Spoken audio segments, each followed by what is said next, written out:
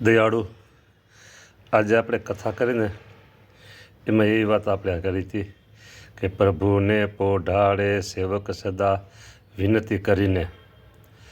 પ્રભુ તો સેવક આપને વિનંતી કરે છે, હવે આપ સુખરાત્રિ માણો.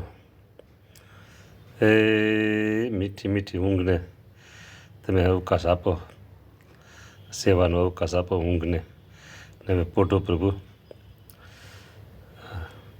બીજું કાંઈ કહેવાનું હોય તો કહેજો, નહીંતર પછી હવે ઊંઘને લેજો અને અમને આપને વિદાય દેજો.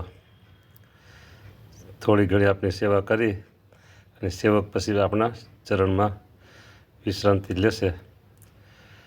તો રાજી રહેજો અને આપ પોઢો હવે બસ.